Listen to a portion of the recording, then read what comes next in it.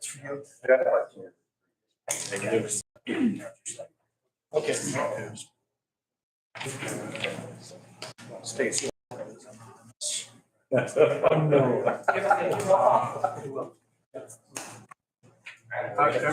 is.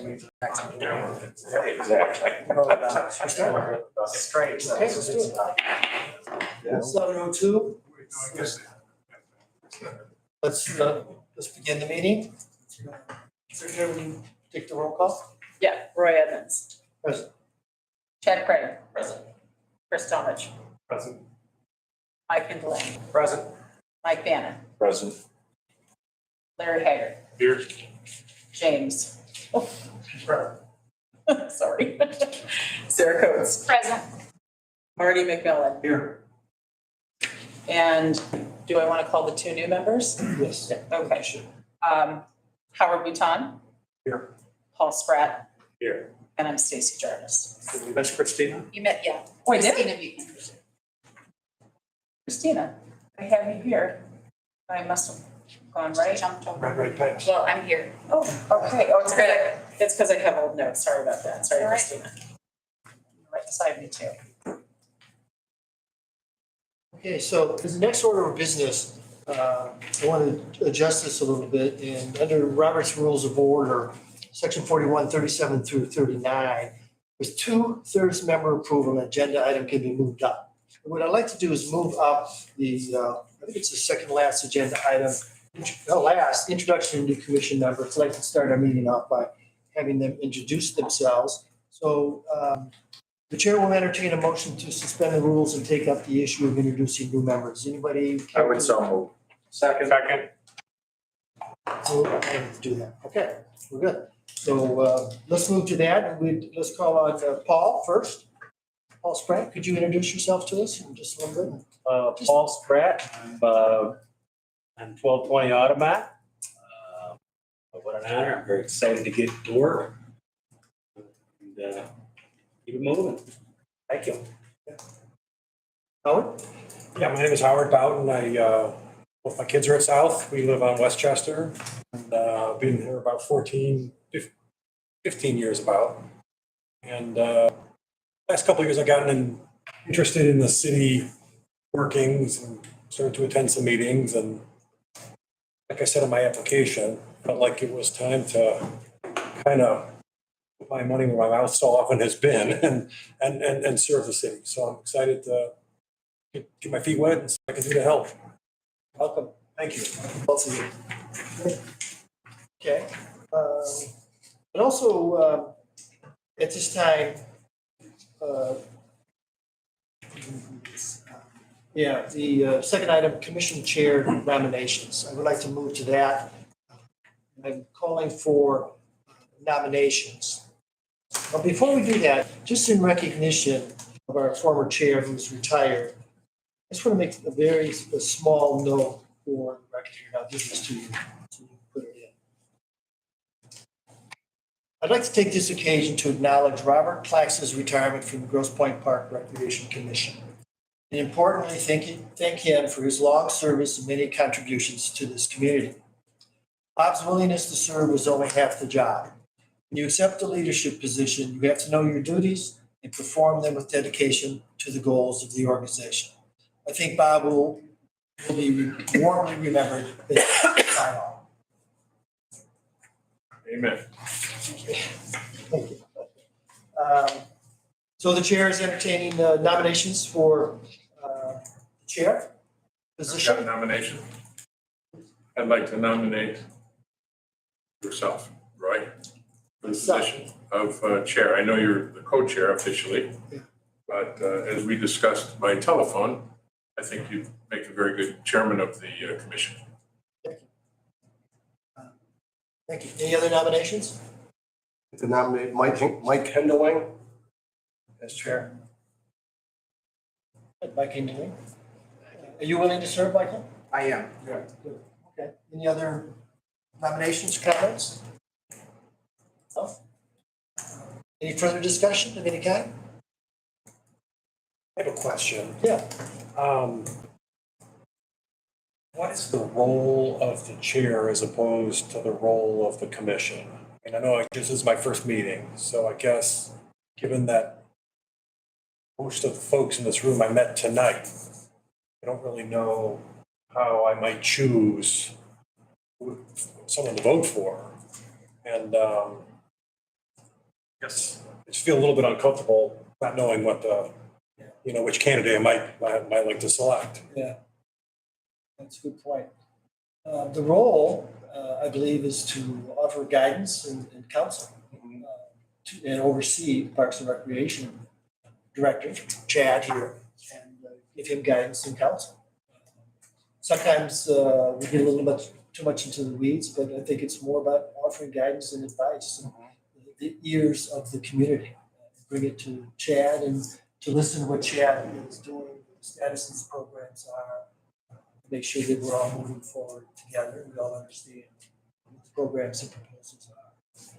The chair's role is to run this and to run this, to help prepare this agenda, to run the meeting and just to stay in touch and be the face, if you will, of the commission so that if there's that, someone will show up, might be the chair, something like that. Coordinate. When we went through the whole dog park issue, was a long and contentious one. Chair played a key role in that, attending all the meetings, all the reviews at the parks that Chad had set up. There was quite a bit of activity involved in that. And there have been others, but that one stands out because it was the most recent and the longest one we probably faced. And there'll be more in the future. And does the role of the chair have a set time? I mean, is that a 1-year appointment or is it? It's not limited, no. To my knowledge, it is, as I think about the bylaws, I don't see anything in there about that. Okay. Is that right? You're shaking your head. I think we reelect them each term. There is something in there about reelection, but it's, Chris? yeah, I don't recall what, but there's something in it. And I know that Bob stood for reelection in the recent past, because I recall. Yeah, maybe, Probably tied to his term of office as a commissioner. I can double check. Okay, good. I feel it was about 3 years ago Not or my something. entire tenure, Howard, but I think Bob was chair for 19 years, something like that. no, he was on the commission. commission, but not chair. Chair for the last 4 or 5?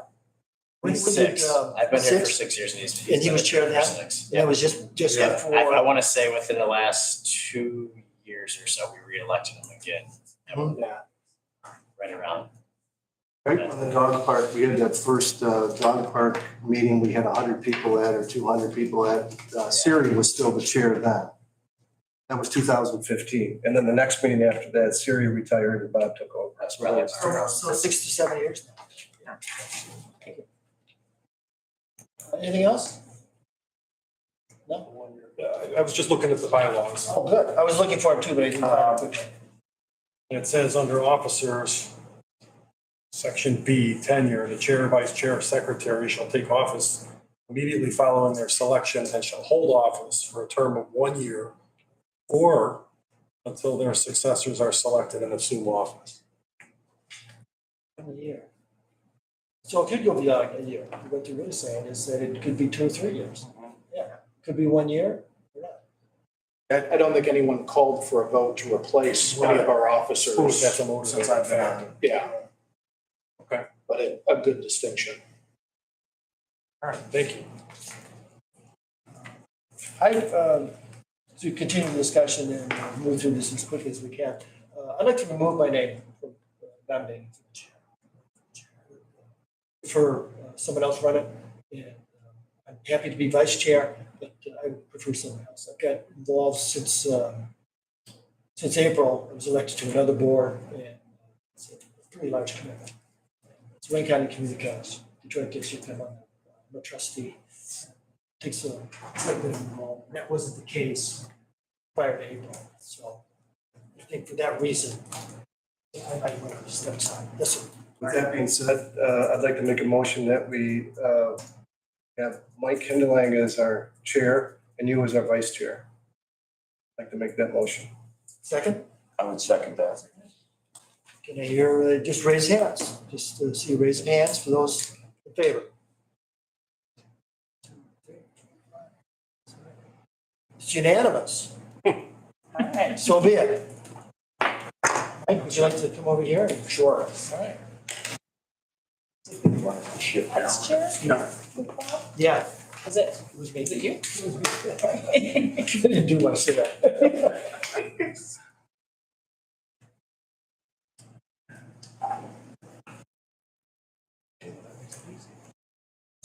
you go.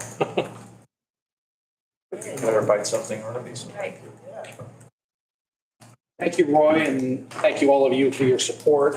And I would like to call out Roy, who has had a great deal of work as the vice chair over the past few months as we try to figure out the bylaws and how to administratively handle this and as we're bringing in new members. So thank you to Roy and for all of you who I know have helped continue along as we place Bob.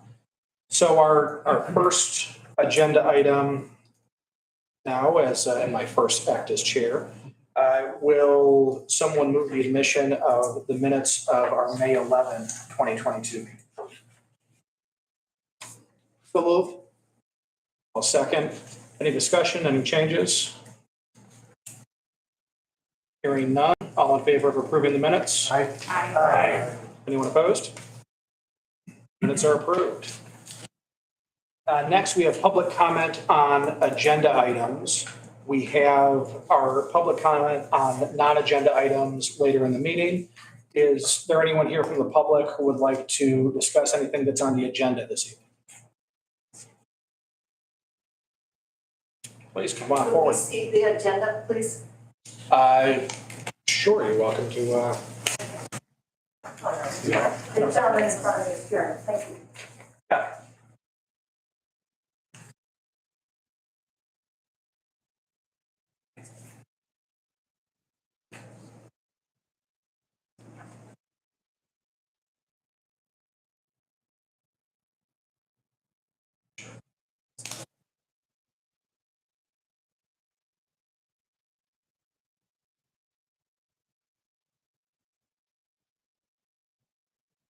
Have you had a chance to take a look at the agenda? It's been read it.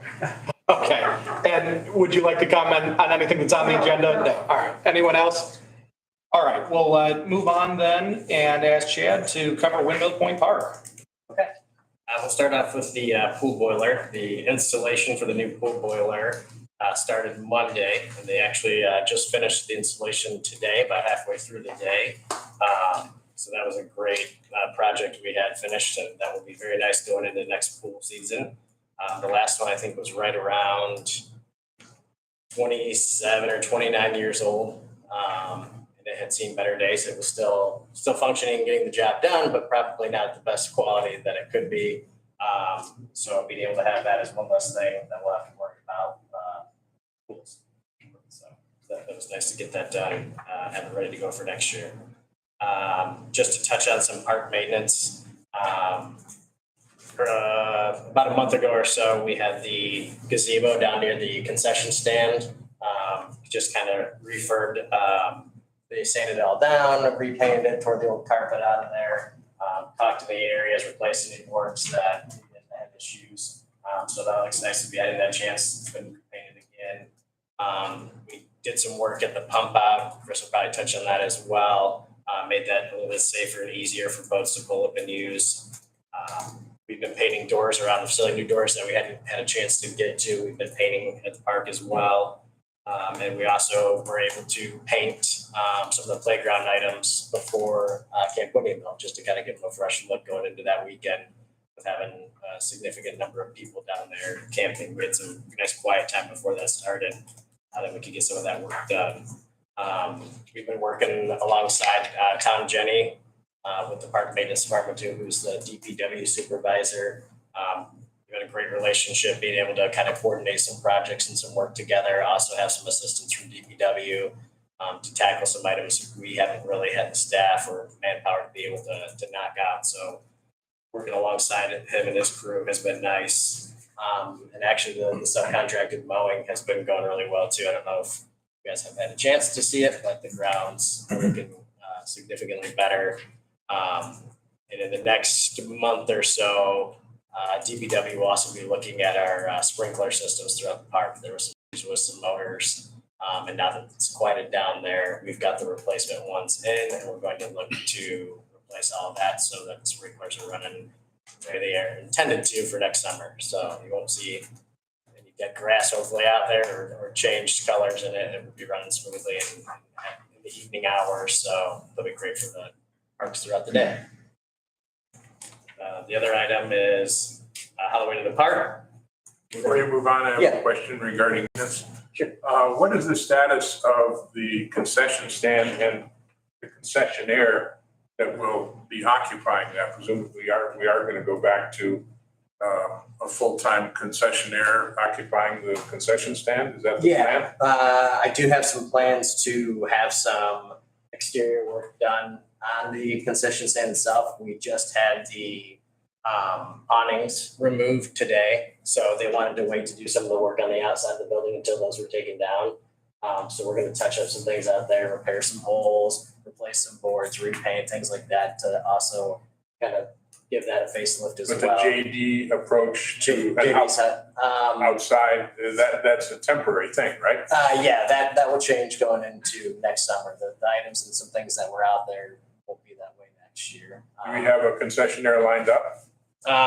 We'll probably be accepting bids going into next season and discussing the contract. We had a contract with JB Sut for this year.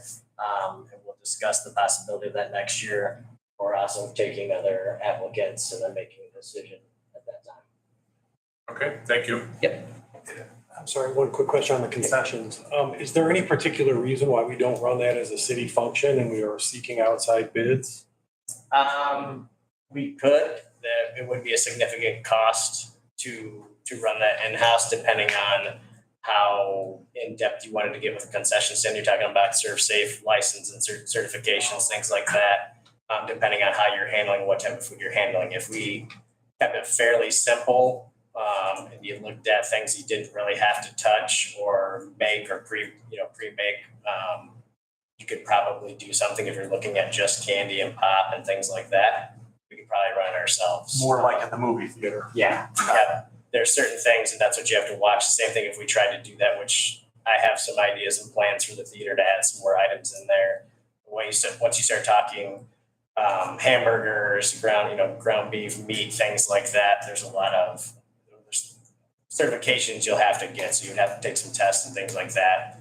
We always get licensed for it, but you have to have those certifications in order to operate that. So the contractors in the past have had that responsibility on and just salaries and things like that. So additional pay and things like that. But it's something I've kind of tossed around and considered and thought. I'm just not sure if at this time we're in a position to take something like that on. But I've considered a few different things. I thought about just kind of putting in a section of poured concrete and having food trucks come down and take a percentage of the sales there. They'll probably run into that because a lot of them like guaranteed sales. So if you can't guarantee something, or they have a private party or something like that, if you're there on a Monday and they do $75 on the day, they may not want to come back again.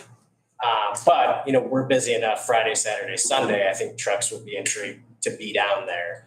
The problem you run into is the families that are down there on Monday, Tuesday, Wednesday, and maybe the only thing you have is a vending machine or something, and they're upset that they came down to go swimming and have a picnic or purchase some food, and nothing's open for them to purchase. And I don't think someone would be willing to take on the concession stand for a Monday or Wednesday or Thursday gig, knowing that they need the weekends in order to make the money to make it worth the while. So I've kind of been bouncing around a few ideas to see what makes the most sense. But yeah, there's possibility of revenue there. I would just have to see if the expenses wouldn't take away from the potential revenue we could bring in. Anything else?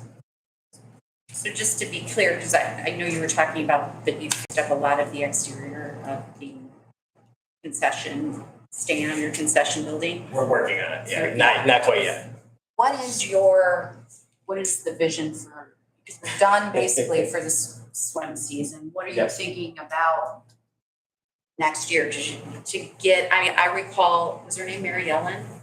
Mary Lou. Yep. You know, at that point, it seemed to me that was a pretty vibrant Yeah. location that seemed to meet the needs of the majority of the families and people. Yep. And I hear you talking about food trucks. Do you not see that as a possibility for the summer? Is it just too difficult? Or is it just that we haven't had For, a new concessionaire? And then just in general, what are you thinking for next year? Because you're repairing it, but if you only bring in food trucks, right, why so repair it? the repairs on the exterior for the building aesthetically itself, areas that just need boards replaced, painted, things like that, touch up on the outside so it doesn't look as rough right now. The interior needs work as well, so that will allow us in the off season to make those repairs that we need to, regardless if we probably have someone in there right now or not. You mean for next year? Someone Yeah, to yeah, work- just in general, it needs that work done as well.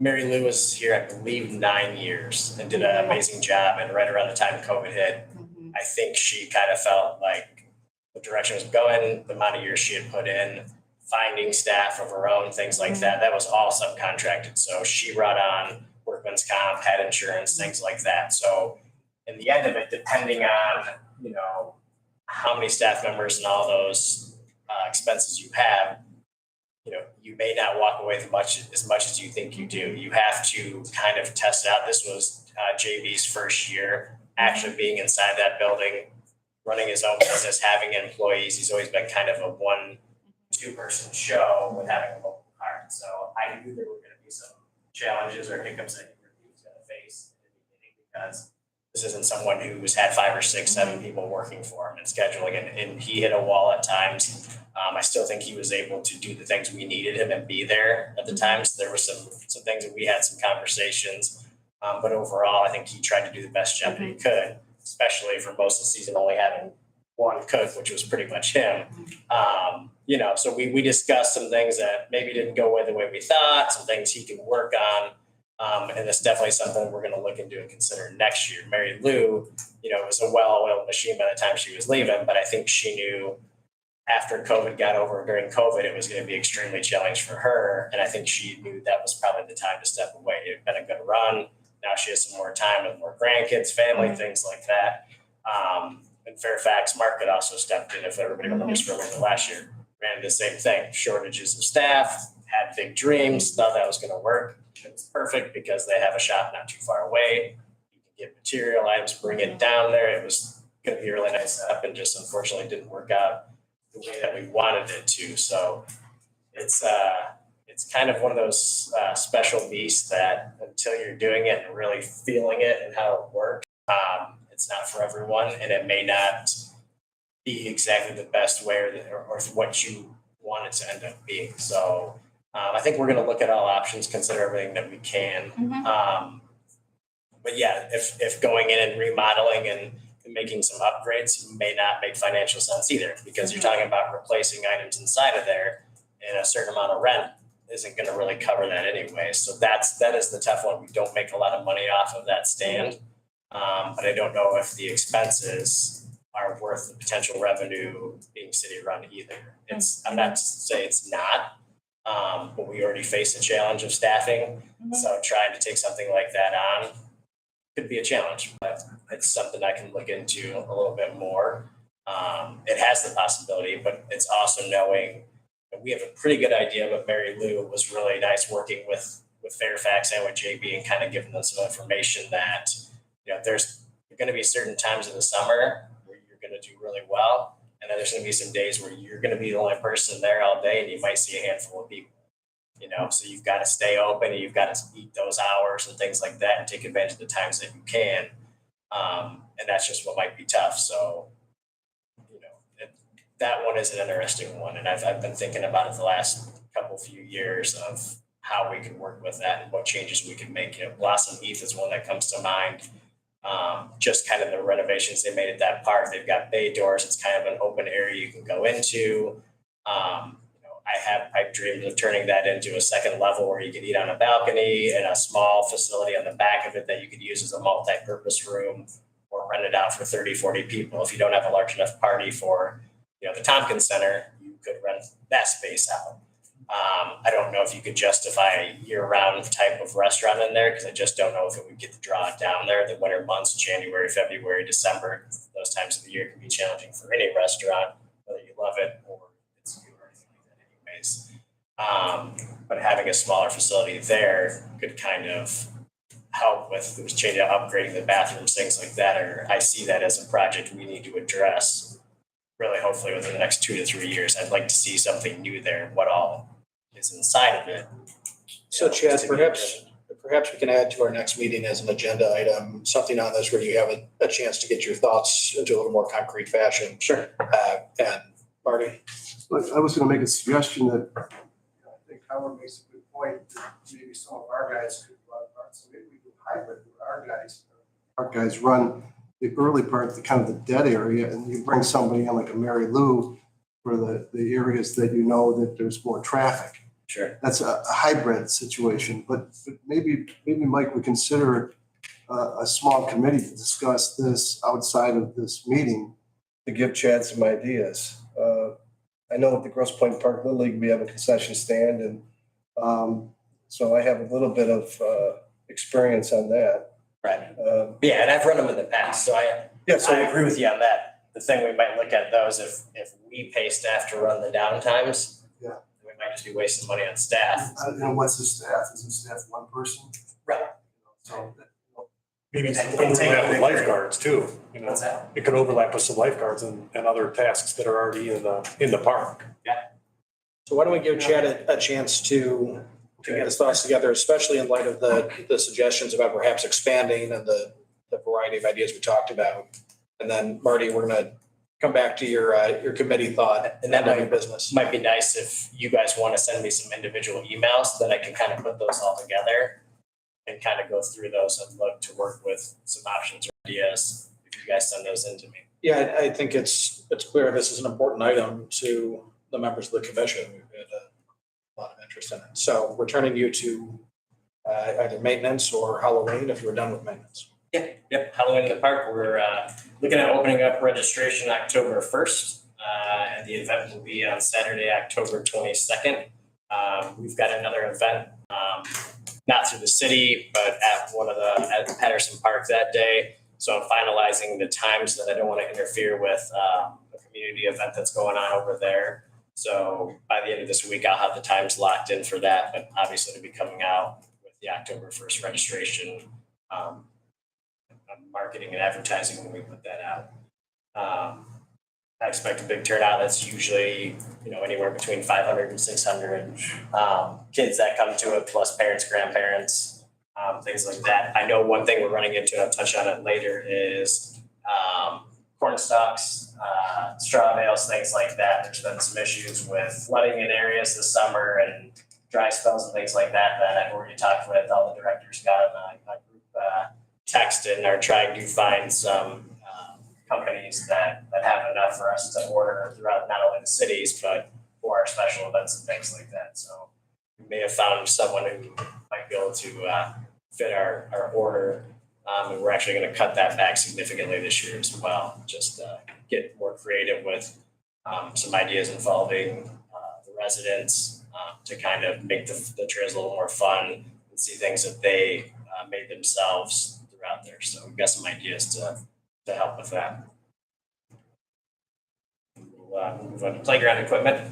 As you know, both parks have a little bit of aged and seasoned playground equipment. I was able to get an order in this year to replace, there's the 4 bouncers you've probably seen right behind the concession stand at Windmill. You're up on that concrete block there. We're going with we're gonna remove those.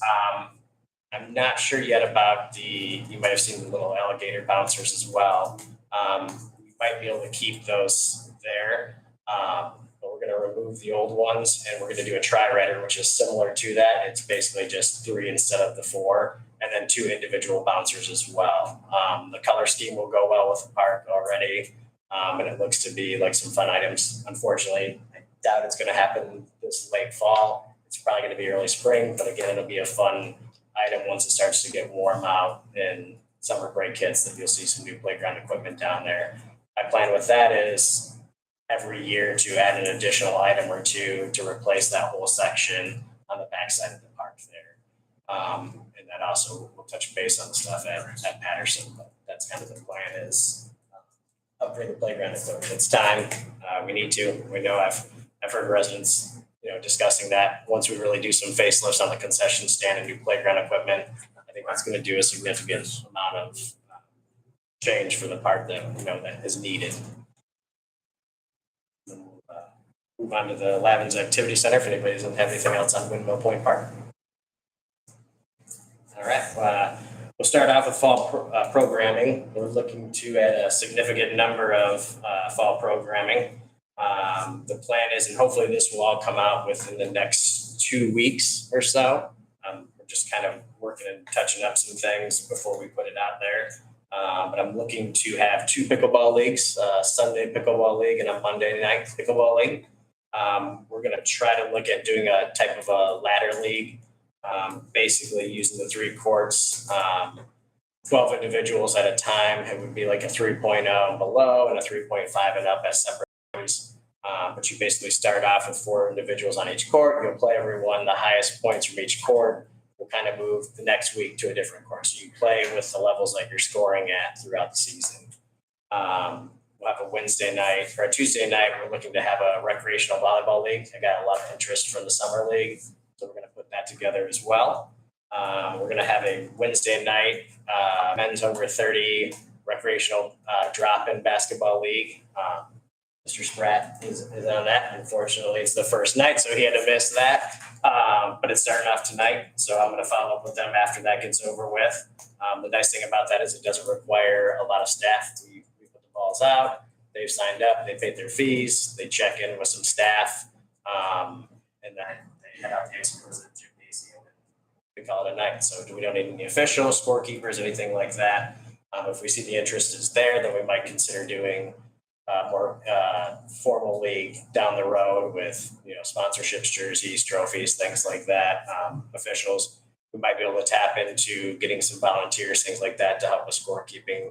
But I know talking to some of these school officials, they've even had trouble getting kids to volunteer and things like that for their hours. So again, if registration fees and pay make sense, we can get into something like that down the road if this has the popularity, which it already does to an extent, because I had a nice lady call me the other day who's already got a group of about 20 ladies who want to start a women's basketball league. So once COVID hit, they started, you probably see on the community pages, they started kickball leagues and I think some volleyball leagues of their own, maybe even a little bit of football, I believe. And they called me up and said, we want to do a basketball league as well. So I said, let me look at some days and times that we have and we'll put something together for you as well. And then Thursday nights, we'll start the Cornhole League back up again. We'll probably run 2 sessions of that. And then we're looking at possibly a drop-in competitive volleyball session on Friday nights. So Sunday through Friday, we'll now have evening activities going on, which would be a nice revenue stream for us and offer some more activities for the residents. The thing we run into with that is limited times because of our karate program. We have a very popular karate program, and that's Monday through Thursday. So we have to work around that. But Lisa Santi's been great. I'm in communications discussions with her on how we can kind of set things up. We want to be able to allow her and the parents from her program to have time to talk after their nights and things like that. But we're also in a time crunch of about 30 minutes to get things set up, depending on what activity it is. But that's not a bad thing. It's kind of a good problem to have. Is we've got one facility there and it's functional of what we do. So we make the best of what we can. But we also have to take into consideration, we're looking to bring back some tiny tot type classes, some more fitness classes, things like that. We also have to dedicate some time to clean that floor. We're looking to have it completely resurfaced, hopefully on the next fiscal year. New lines, things like that, so we can really ramp up the leagues that we're looking to have. But you gotta be able to schedule that and give us time to clean. That might be bringing in some staff after hours, things like that, to be able to clean that space for us. So that we can come back into the next day with 5, 6, 7 activities going on throughout the day. We already have Rock City Boxing, which has been doing really well. It's a possibility that the drop in pickleball times will come back. So then you start to get limited on the amount of hours you have to actually clean it. So those are all challenges that we're looking at as a team together and seeing how we can put staff and programs together to give us time to be able to keep it clean and safe for our participants. Move on to facility maintenance there. We're in the middle of scheduling, trying to figure out when we can get the new roof put on the gymnasium and the lab and center. We also got approved. Yep. Again, Chris, that was put on 2003. Yep. So we are definitely due. We had some minor repairs done this year to some areas that we had some leaks and things like that. They've held up well. So we're looking to see when that job can be done. We're also approved to have the sun deck,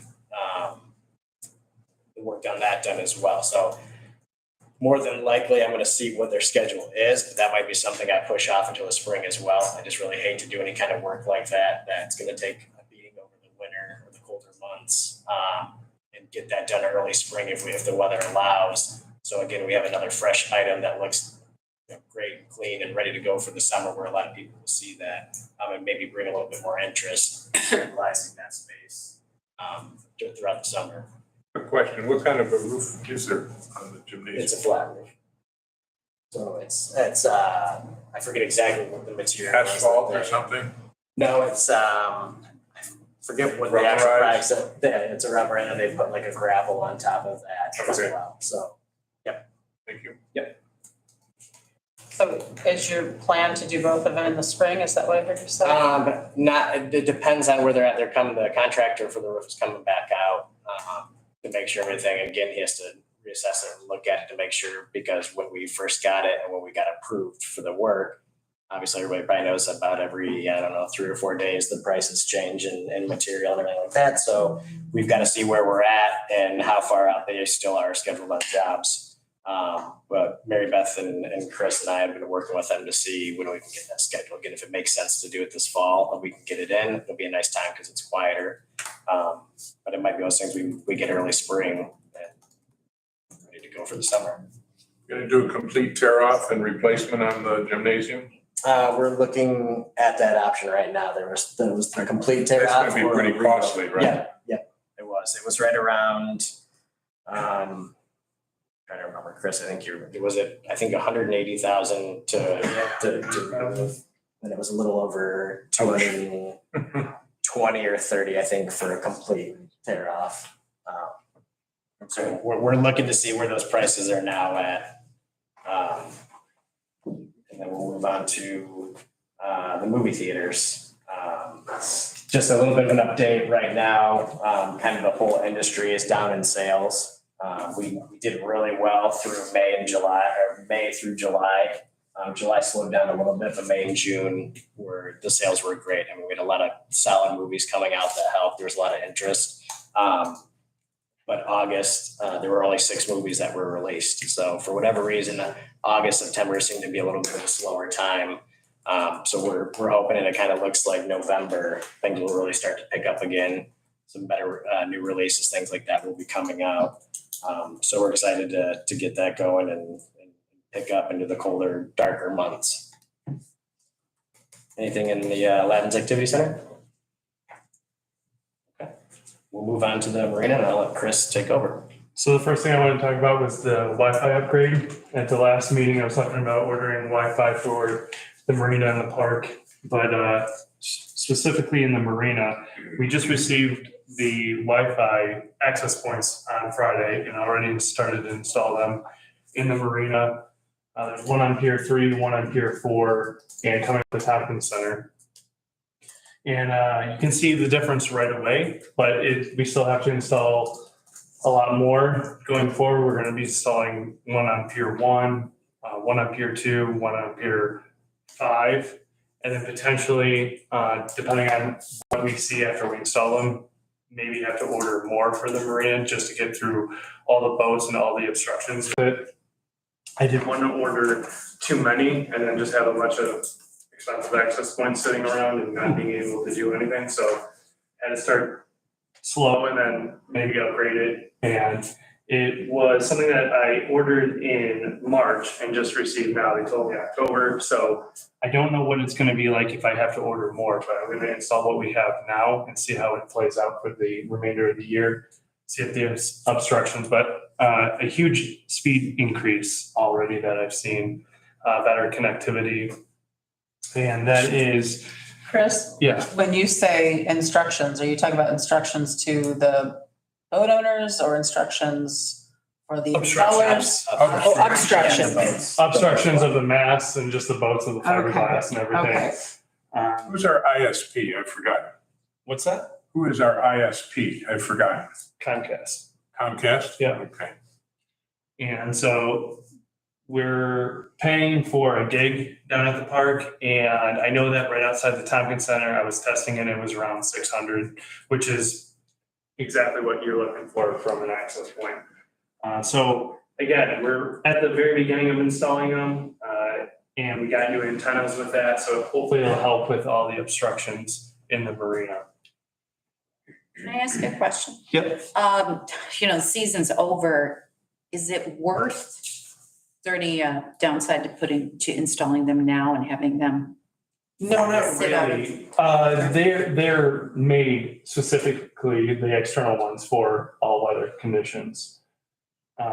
We could take them down and then put them back up, but I think ultimately through the work that we have to do to put them up, the time, the labor, it's worth it just to keep up. The ones that we're replacing, we had up for 8 years, so they do last quite a bit. So, and the ones that we have right now are still functional. They're just not providing the speeds that we need now that everything is, Wi-Fi and speed. So the bottom line is there's no harm to installing it now and having it ready to go for the No. next year's season. Are there, Chris, the equivalent of what you can have indoor, like boosters that, instead of more access points? So what we have on each access point out in the marina they're called omnidirectional. They're basically antennas to shoot in all different directions. And that will help with, trying to cover more area. And the ones that we have on the Tompkins Center come with brand new antennas / cabling that's supposed to help with signals. So everything that we purchase is brand new and supposed to be the top of the line of what we can purchase right now. Seaweed treatment. So we did chemicals again this year. One thing that we changed was we closed the gates out on Pier 1. And the seaweed company that came out, they used the seaweed treatment twice this year. And it worked. We walked the marina. It's the first time that I think that I know in 30 years that I can say that it worked. I worked with Terry, who tried to do chemicals, and then I tried them and nothing worked. It's the first time ever. I think one of the big reasons why is because the company that came out to do them discovered that we have about 5 or 6 different types of seaweed in our marina, and most companies only treat 1 or 2 different types of seaweed. So why that is such a big thing is because that saves us on the shortage of park maintenance that we have as far as labor. So they weren't out on the barge every week trying to cut and everything, and all the seaweed that rises to the top, it basically withers the seaweed. So it was just a great success, and it's something that I believe it was under $5,000. It's a very nominal cost for what we had to do, and it was just successful in 30 years of trying it. So it was a big deal. He came out again and put another treatment in around Pier 2. But it didn't hold. Like he said that he'd come out next year and he'd treat that area specifically for that because there was a different type of seaweed. Question on that? Shoot. I noticed just the last few days that at least around Pier 3, the water is loaded with seaweed on the surface. Yeah. It looks like it needs to be cleaned out, taken out by hand or So something, harvested. That's what our park maintenance will be doing. Okay. And that is a result of the chemical treatments that? No, that is from outside. That is not from inside our marina. So the chemicals basically kill the seaweed and it weathers down below. Yeah, And the only thing that you would see is from people's engines or propellers that would cut it. But that is from outside and then it's getting, into our marina. because I haven't seen it this heavy on the surface of the water since the last time we cut. Yeah, I mean, It's that's really definitely very not from us. That's- Loaded right now. Right. Yeah, So- so it needs attention, I think. Yeah, that's definitely already on our park maintenance right now to do it. Good to know. Thank you. Yeah, Chad and I already talked to them about it and that's kind of something they've added on there. So they're gonna be doing it hopefully by Friday, but also probably touching up on it. It's important because, that being on the surface like that, it can get sucked up into cooling systems on the boats and create all Right. sorts of problems. Right, and that's why we wanted to do chemicals again this year and try it because we didn't want that. Chemicals work, that's the best way to go. First time it's ever worked. Can I know by any chance what it is? Was it a systemic or contact herbicide? I'm not 100% sure, to be honest with you. I know that the first two, they sprayed it from their boat that they brought into the marina. And then the third time, I think when I called about Pier 2, he came with three people and just manpowered it. And I'm not sure what he did, if it was pucks or if it was a spray again. I'm not 100% sure, to be honest. And they did in between some of the boats, didn't they, as well? Yeah, that's on Pier 2. They didn't even have to do it in the rest of the marina. It was just Pier 2 that there was still seaweed in individual wells, but that's because it was another couple types of seaweed. It was another 4 types of seaweed on Pier 2. So that's where they came in and literally tried to kill it using manpower rather than just from a boat and spraying it. So each time they do an application, they close the gate and then keep it closed for a certain period of time. Well, right now we have the gates closed on Pier 1 and we're gonna keep them closed because it seems to be working, calms the marina down. And then what they do is they put up warnings and signs on each pier once they do the chemicals.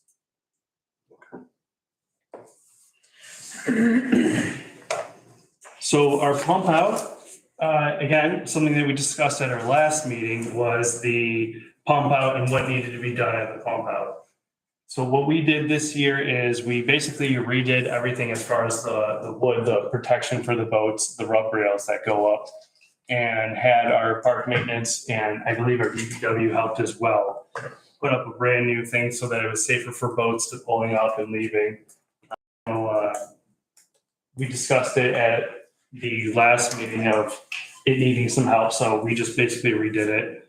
I know that for this year, for what I know, that we only had one issue, and that was an electrical issue at the pump out, but we didn't have any issues. Of all people, it Yes. was the person who's been screaming about the pump out, so, but Yeah, it was nice to find out that it was something electrical they said that we wouldn't have. And I think that's the first time we've ever had an electrical issue with the pump out, so luckily I think our electrician was able to fix it within no, a week. they did come. But we haven't had any issues, knock on wood, that we have had this year with the pump out.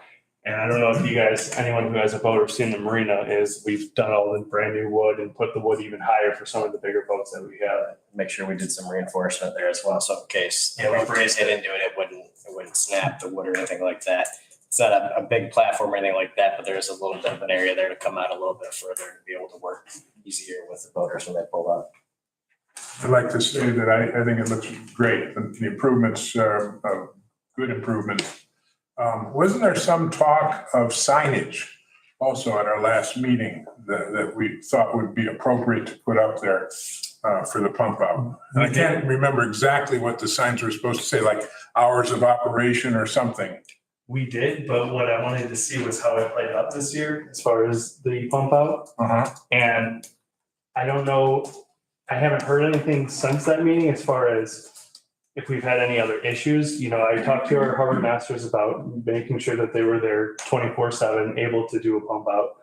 And as far as scheduling it, as long as you gave the person a 15-30-minute warning that they were going to be going out there and doing the pump out. So I can definitely add signage if you think it's necessary, if you still think it's something that we need to do. But this is, again, another one of those things that I thought it was a success this year as far as the pump out. except for the electrical issue. Well, I still feel like a sign that would tell voters how to contact the harbor master to get service there would be helpful. Okay. And can't cost much to do that, I wouldn't think. I know some harbor masters are more comfortable doing pump outs than others. But as they get more experience, they become more comfortable with it. But yeah, I still think a sign probably would be helpful. How were the voters notified of the pump out? Was there a notification that went out this summer? as far as the repairs that we did. Yeah, I mean, I noticed people using it more often than I ever had in the past. I mean, how often was it used in the past prior to the reconstruction? I mean, I can't tell you how often it was used. It was used multiple times a week. You can look at hours. You should have hours of usage, I would think, on the pump, I think. I don't believe we do have our It doesn't usage on the phone. record the number of hours. No, but It I'm doesn't on the really phone. matter to me. I'm just wondering how many people know about it. And that might be one of the things that we can look at, maybe not necessarily hours of operation and phone numbers and things like that, but we could send out the constant contact to the voters of saying where it's located and here's the numbers to call. So How to if make they use have of an it. email, they can pull it back up, find it, and then that's where they can, because if we say, give them the notice like Chris said, that also allows us to say, hey, let's go out and watch the gatehouse for you, bring the other gate guard with you. And not only can you perform, but you can train someone on the spot there rather than they pull up. And if it's someone who's a little bit uncomfortable, Yeah. now we have a bit more of time to schedule and work together as a team and have more employees out there getting comfortable with it, because it might be hit or miss and when they actually get a chance, but now they might get 6 or 7 times and it stays with you. Because if you do it once and you go 2 months without doing it again, You forget. you gotta say, okay, how did I do this last time? So. That makes a lot of sense, Jeff. And I know most of the harbor masters are interested in learning how to do it, even if they don't have the experience. They're all willing to go out and try it out, you know? Yeah, But and to be honest, I train every one of our harbor masters to do the pump out, and so does our other staff. Yeah. But as Chad says, if they don't get regular practice doing it, probably they get a little rusty. So I don't know how, And that's- I guess if it gets a lot of use, then that would become a problem. And that's the thing, I'm sorry, that we run into sometimes is we try to keep a set group that is in there pretty comfortable with most of the operations, but every once in a while, a vacation or something like that, we have somebody who's not normally in there. That ends up to be the day where we get 1 or 2 that need to, but Chris is there to help as well, which is nice. We usually have someone around that can give a hand. He can't take vacations, right? Not often. Engineering proposals. So we've already started out, again, something that we discussed at the last meeting was going out and like a 1, 3, and 5-year plan for the marina. So what we did was we went out and started the engineering proposals. We've already met with one company and have it scheduled to meet with the second company to come out, assess the marina, look at it, come up with drawings and their views, their idea, their take on the marina. So we've already started kind of that process, and we're planning on meeting with a lot more than just obviously the 2 companies, but it's literally just started as far as the proposals in the marina and going forward. I can ask, so it sounds like what you said is they're coming out to take an assessment of it, or were you actually meaning they were gonna give options to replace? So they're gonna give options. They're gonna come up with different options that we can do in the marina. They're gonna come up with a drawing of what they think we can do in the marina. And obviously they're gonna come up with probably a bid once we get back. Or I should say, once the engineering companies get back with us. So the scope of what they're proposing isn't yet defined. No, that's what they'll be, they'll be giving us a proposal, basically a project proposal of, here's what we can do for you, this much. If you agree with that, we'll put it together and then move to the big project from there. The Marina Subcommittee was considering contributing to a list of specifications to give these engineering companies. Is that something that we're still hoping to do at our next meeting? Yeah, absolutely. Okay. We're always looking for some feedback from everyone. Yeah. But right now, we're just having companies come out and just start the process. So we're, like I said, we're at the very tip of the iceberg. Now, they don't do that for free, right? Are you given a budget for that or what? So it's definitely not gonna be for free. Again, I don't know how much it's gonna cost yet, but Because last time it was pretty expensive to get some of these, the first engineering proposal that was put together was a lot of money, wasn't it? My guess is it'll be something along the lines of, I'm just ballparking, but like $15,000 to $30,000 probably to put a package together like Get a that. scope. I don't know if there's any fee associated right now for them to travel out, do the assessment, and then put the proposals together. I don't think they're charging us any fees, at least I haven't heard anything from the first engineer company that came out. There was a fee there. It's now putting the package together, and would you like to pay this amount for us? And so far, Sam, the second company that has agreed to come out. They come out for free initially and Yep. then they'll build in to their proposal whatever costs Yes. they would expect to do So the they actual. might say, okay, for the drawing, it might be X amount of dollars. If you want to get a drawing of what they can do or what their take is on installing wells, electrical, stuff like that. So there'll be a cost probably to the next step once we take that next step. I know the subcommittee's looking forward to hearing more all about that.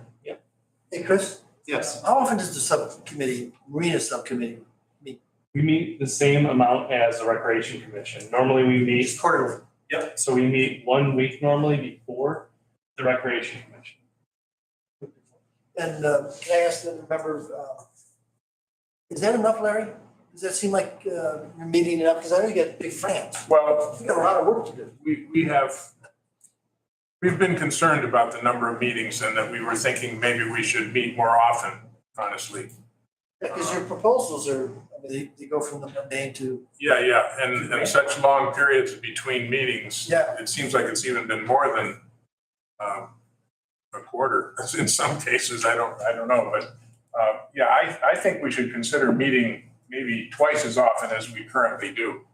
Just because we've got so much on our platter to deal with looking into the future of the marina, you know what I'm saying? and now you're on the committee, submarine, excuse me, the Marina Committee. Yeah, I'm not on the submarine committee at all.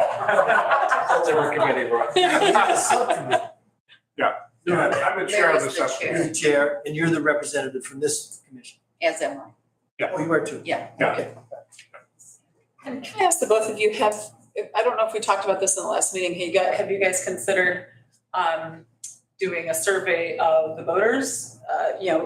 Assuming many of the boaters have been to many marinas over the years, what they've seen that we might consider that maybe might not be shown up in the proposal. Had you considered that? Well, I think, the way the structure of the subcommittee is to try to get representation from each of the peers in the marina.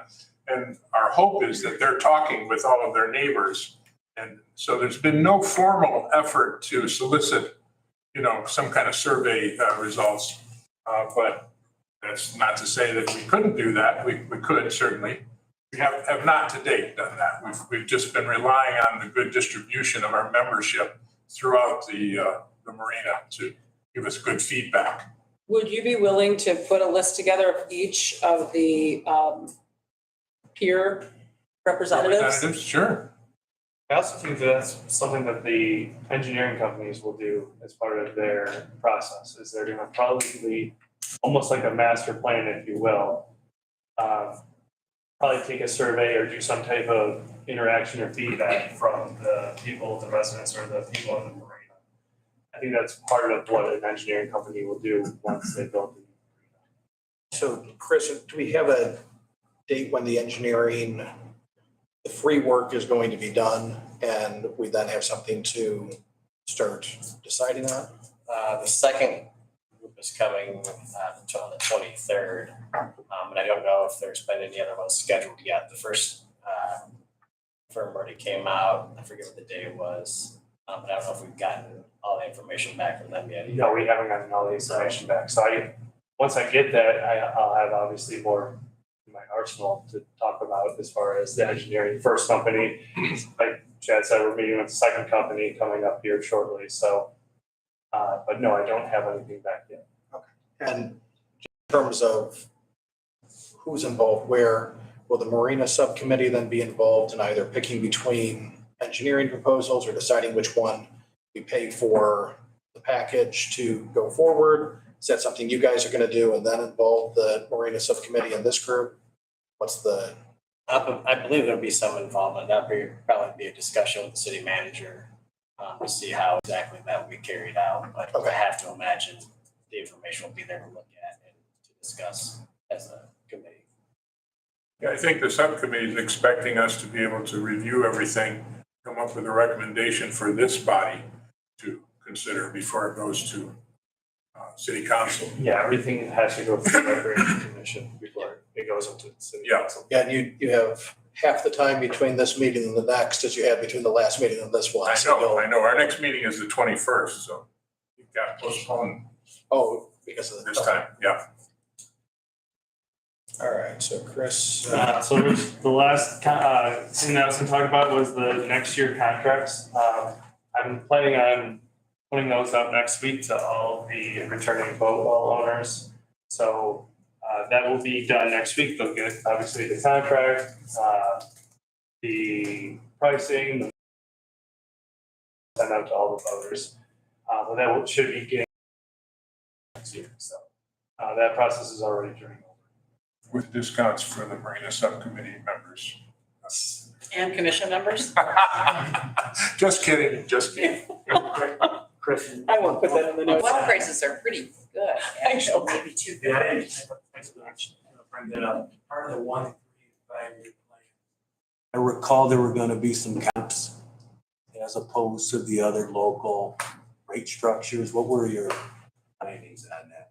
So when we pulled the pricing of all of the marinas around us, we did all the gross points. What I found using their pricing in similar sizes was that we were cheaper than the other marinas. And that's why we were doing raises for the last couple of years, is to be a little bit more competitive with them. Also to return some of the reserve into the marina so that we had more money to do some of the repairs. And, when we did the risers back in 19 and 20, it cost a lot of money out of the marina. So some of the funds from the marina. There's a good. Yeah, we also did electrical updates. Yep. And those reserves were around 215 grand, I think, last meeting. What are they now? Our reserves at the last meeting, I think, went from 63,000 roughly, 63,000 to, yeah, I wanted to say it was more than 161. yeah, I don't think we had that one. But we can get an update. I'll get you that information. I'll talk with Jane, get those numbers. I don't think anything has gone down from it because we haven't done anything major. Other than the some finger beers that we did right before the beginning of the season, but I think that work was done after we gave that number out. So Yeah, I believe our the reserves reserve is shouldn't untouched. We haven't touched it throughout this season. But with the money that we allocated in each line item, we haven't had to touch our reserve. And I don't know if that's a good, strategic plan or not, but that's kind of been what Chris and I have been doing is, do the bare minimums of getting things by because we wanted to build that back up. That's not going any other places. We're trying to build that back up. So in case there is an emergency or something comes out, there's a big project, whether you got a dredge or something like that, or there is a transformer issue or something like that, we've got that reserve to go into. We didn't want to spend all of that on a brand new transformer or something like that to redo the electrical on Pier 5 or something like that, or Pier 4, and then be completely wiped out and get started over from scratch. We also realized that we can't keep increasing 5% every year, things like that, and not give something back to the boaters to see a big significant change in the marina as well. But we do know that the other gross points are continuing to, I think, go with 5% increases. I don't think we'll do a number quite like that. It's anywhere from 3 to 5%. But they have new marinas and there's certainly newer ones. Newer, yeah, and other, Yeah. bells and whistles to go along with that, where we understand that as well. So we know we can't keep putting that increase on there, but we also know we need to build it up and our rates need to go up. to get to the point where we want to be able to bring in a new marina, build a new marina, things like that. With the understanding that you're no longer going to pay those rates that you used. You're probably more than likely going to lose some wells because of the popularity and size of boats and how much larger they are now than what we currently have in there.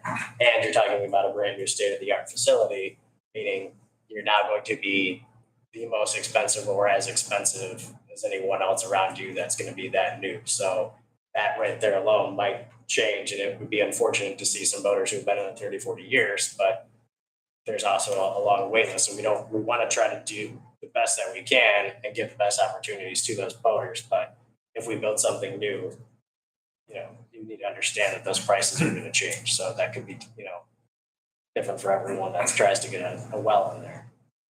So speaking of comparisons of the other marinas in Grosse Pointe, about 2 years ago, I contacted all of the Grosse Pointe marinas, and we were not the cheapest of all the Grosse Pointe marinas. There was at least one, I think it was the city, that was actually less expensive than the park is currently, or was at that That was the time. one I found. And I can show you the data that came in on that, because I think we should do a new I'd say survey. we could do one better for you. We'll get that updated for you. Yeah, we should might be able update to get that before our next meeting. And part of the reason for that was a lot of the other marinas go on a per square foot basis. So you have to do a little mathematical conversion to really figure out the comparison. There were some wells that overall were cheaper, but as a majority, they were not cheaper than us. Right, we were the cheapest marina that I found when I did it. Well, I think I we think should it was look at last that again, year's. Yeah. because that's not what I found, and it was only about 2 years ago that I did it. Yeah, I want to say that I sent out a price comparison sheet to all the marine subcommittee last time that you asked for it. Okay, We'll look. I would like to make a comment. Mhm. I mean, I think can we agree with the engineering report, which was done over a year and a half ago, that it is functionally obsolete? I think for the new members, it says it 3 times in the report. And we have to, at least, I think, come to an agreement that we need to really look forward and not expect that this marina is gonna be here. And I believe you guys are in agreement, of course, but it's not gonna be here forever. Correct. It's the reason I joined the rec committee is to really put the message out there that it's actually dangerous. If you read here, we have straight current, which I know you're gonna follow up on. It's not on the agenda, I thought we already did. Yeah, I have an updated yep, I have an update. It just, I just hope that there isn't, amongst the rec committee and this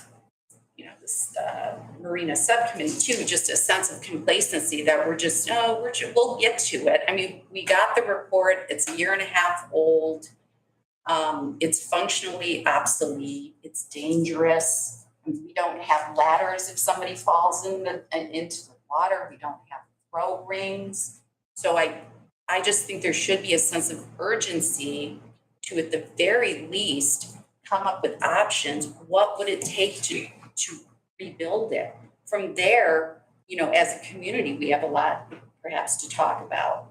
Not everybody in this community is a boater. I happen to be one, and there's several here, but I just feel like there's a sense of complacency. So I'd like to understand, are we gonna, have those numbers? I think you're gonna at see the the end of ball the year. rolling significantly faster once these proposals come in.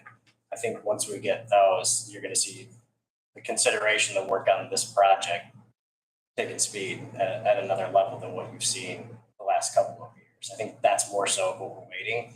The committee can get together and say what we want to do.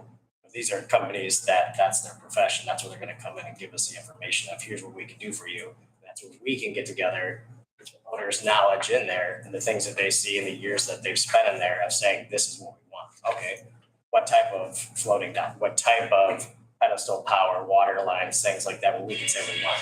What's our most popular size wells that we need in there? Okay, we're going to do that. Well, now you had 270.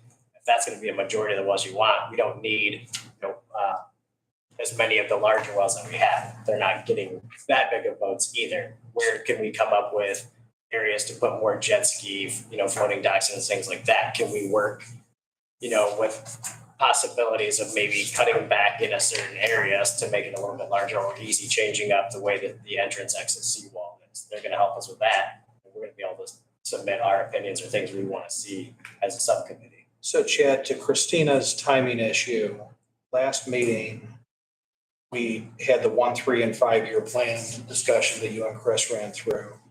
And many of the things we're talking about are part of the 1-year plan with the engineering, et cetera. Can you remind us, when did the 1 year start, or when does the 1 year end? Should we consider it from the last meeting?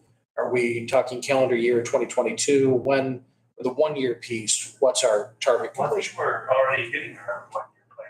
As of right now, we're beating some of the engineering companies right now. I'm talking for completion of the 1 year plan. I know you're knocking the items off the list, Chris, but in terms of Christina's point about when, in terms of a timing, if we were to say, when are we going to hit the 1 year piece and we are moving on to the next step? Is it by next summer? I think maybe it was November, December was kind of the plan to be where we were at with. Yeah, I would say we're hoping to be with the engineering company, but the end of the year would be the goal. I don't think we can fully get to it. I know I've expressed it a few times before, but we can fully come up with a 5-year plan until we get things like these proposals back. How are we going to create a 5-year plan until we see this information, the numbers, the pricing, things like that? You have to talk about how we're going to pay for a project that we want to say, Yeah. we're going to be 5 years, here's our plan, but how are we paying for it? To try to bring this together, because we did spend some time on it last meeting too. As I understand that what the first year is maintain, bring up the reserves, work on the engineering that you're working on, then the 3-year plan, choose the company, come up with the plan and present the recommendation to the commission. And obviously the council is going to need to be a big piece of this. Yeah. And then the 5-year plan is completing the marina. So I don't want to get caught up in what the 3-year items might look like. You guys you're satisfied, you're on pace with the 1 year portion, and you're understanding there's a lot of work left ahead of us. We're moving through where we should be in year 1. Is that fair? Yes. Okay. And Christina, does that help, as I know the voters are interested, that we are in a 1-year plan with a, end of the calendar year this year, target to complete that first year in the minutes from the May meeting? Does that make sense? Yes, I think my concern, I'm hearing what you're saying, I know, but we've got to get actual real numbers to understand the different options so that can be presented or not presented to the city council. I think my point is this: we cannot get complacent. It was built in the late 50s. We have straight current, we have non-marine grade electrical. The piers are falling. I do think it's important to understand it will not just stay there forever, even though you're repairing it. It has already outlived its useful life. That's my main point. We just cannot sit here and wait too much longer before we decide what's going to be done. Not to say that we should rush, but we've had this engineering report a long time, and at some point, we're either going to use the information and act upon it, or we're going to say, well, we're not. That's it. So we really need, I think, to get hard numbers and have a vision that we know what we're going to do in the next calendar year. And I just feel like we don't have that. I think that's our next step is, as soon as we get feedback from these engineering companies, we're going to be moving on that very quickly. But one other point of clarification, there were some immediate dangers brought up in that initial engineering study that it was my understanding we had pretty much tackled. We decided to handle some immediate danger type things right when we found out about them. Is that not true? Absolutely. That was part of our, if you will, the 1 year plan was to not just maintain, but to fix anything that we felt like it was dangerous. Dangerous that we could take care of in the first. That was my understanding as well. So, okay, good. I want to clarify that. So I'm sorry, I know we keep talking about this marina, but at what point will we be talking about funding? I would say more than likely when we receive all the proposals, that's when we have the numbers. I think once we have an engineering analysis of, or not analysis, but of what their idea is, and how much their ideas would cost, we would have 3 different companies maybe have a different idea of how much that's gonna cost. I think that's the next step is getting those numbers, and trying to find out how we're gonna pay for it. Can I ask one last question about that, Jen? Yeah. Did you prepare a scope of work, or are they sort of doing that for you? They are more or less. A bit of both. for it. But we, Maybe from the 3 you get, you put some kind of scope of work together, because they're not all gonna agree. You know, they're all gonna be different a little bit, so you'll have to somehow merge them. To an extent, I mean, most of them, that's their specialty, so I think Yeah. they'll follow the same type of thing. Our plan is our DBW, our electrician, city managers, ourselves, will be there to meet with them to discuss and go over everything. I already had a conversation with one of them just by phone, and we already kind of started talking about it. Well, how many wells do you have? How many do you think you have? Not doing the math, but we're clearly gonna lose some. If we want bigger wells, we're gonna lose some. 230, 240, he said, yeah, that makes sense, something like that. When do you think you would try to do this project? 3, 4 years, something like that. That's good to hear. A lot of people would say we want to do it next year, and unless you've got X number of dollars, that's not happening. So it'd be a So good idea for you to write that out, maybe, so they all have work from common scope of work. That's what we're planning to do at the next meeting, to talk about that. Yeah, I thought that- Specification, when I referred to specifications, same thing as scope of work, yeah. All right, let's move on to Patterson Park. yeah, we'll just touch real quick. You're getting ready to send out the 2023 contracts. I'm gonna be sending them out hopefully next week. So everyone will be getting those, turning them back in for their deposits of $200. And then the final payment obviously always is March, for the final payment off of that. We'll go to Patterson Park. Some good news. We did receive a grant from SEMCOG that's actually going to help us with creating a concept plan for the outside area of the boardwalk to prevent the erosion and deterioration of the park grounds and things like that. So we were awarded that. I haven't found out what the number is that we'll get, but that will help with us to be able to come up with something to protect that area. So I'm excited to have gotten that, or for us to receive that. Let me touch on, what's Did that? you apply for it? Yeah, yep. And I'll lightly touch on, the reflection pond. We're gonna Real be. quick, can you say the acronym again? Yeah, it's SEMCOG, SEMCOG, okay. SEMCOG. Okay, got it, thanks. So who's working on the plan that the SEMCOG is? I didn't get it was a very brief email that basically stated there's more information to come, but we were awarded a concept plan, or assistance with a concept plan. So I don't know if it's someone that they assigned to us in that way, but I'm gonna find out more information hopefully in the next couple of weeks. Just getting that in general is nice, even if we decide not to necessarily use it. We have that to go another route or to kind of see what we're working on. I'm gonna lightly touch on it here, but it's towards the end of the meeting as well. The pond, we are going to be draining that in the next week or so. It's a little bit earlier than we normally do. But we've had some issues over the last year or so with the sprayers, the fountain. So we're gonna dig into that a little bit deeper, but we need to drain the pond in order to do that. So there may be a few rentals, this fall that we're hoping to have that there. But this is kind of a project, if we've got the time now, we don't want to wait till the spring. And if it takes longer than we planned, let's get to it right now. So it might sit empty for a little bit longer than normal before we convert it over to the ice rink. But if we've got the time to look at it, it becomes a bigger project than we planned. At least we know what we've got ourselves into for the spring. So that's what we're looking at with our staff and with DPW. It's thing that we've been able to keep temporarily fixing, but that fix breaks. So we're going to look to really open it up and see what we've got going on. Give us some more time to work on it. Again, the mowing has been great over at Patterson Park as well. I'm very satisfied with the work that they've been doing. They're in and out quickly, which is nice. Who is it, Chris? Or excuse me, Chad? Who's your supplier? I knew you were gonna have just blanked on it. I did all the work to find them. That's fine. Green Meadows. Pardon me? Green Meadows. Oh, Green Meadow. There's two things I'll touch back on Windmill as well, but we had two Eagle Scout projects that kind of fell under the park maintenance to a degree. Henry McLean, for his Eagle Scout project, constructed a new kind of pool shed for us on the back, if anyone has seen that.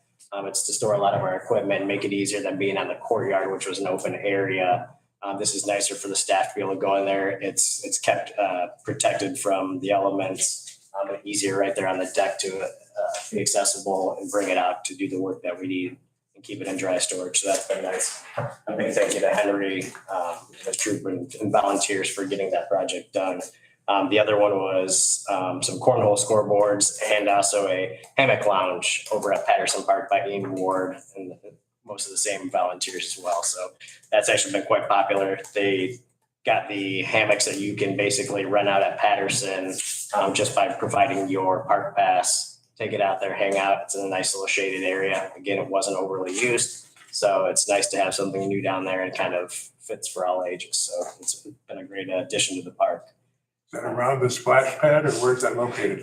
Between basically the marquee where it kind of has some park information and your way out to the kayak launch. It's, okay. if you look about the middle of that sidewalk, Some as you're walking paved down, area there. it's right off the paved sidewalk. Out of there, they poured for the footings, but the rest of it's just the natural grass and ground underneath of it. So it's a nice look. Okay, interesting. Yeah, it's been great.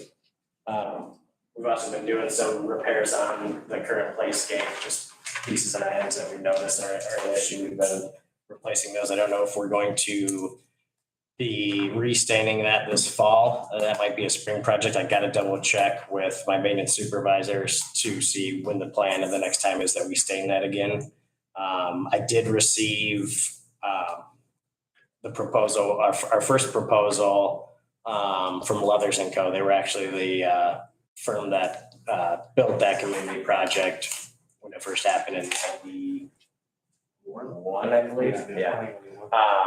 So they gave us a price point for a minor to major repair or a complete rebuild. So we were looking in give or take 150, 160 for a minor major repair. And we were looking at almost about 400,000 to do a complete replacement of that same type of playscape that's updated. It would now be more of a recycled plastic, like a decking you would see. It would be out of that material. So the lifespan would be significantly longer.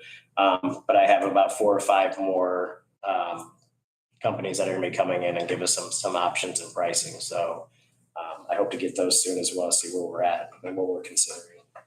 Chad, was that price range 400 or 500,000? Is that with us helping them put it together, or is that with them doing it all? I believe that I've got to look at the way it's stated. It kind of seemed like it would still be another community project.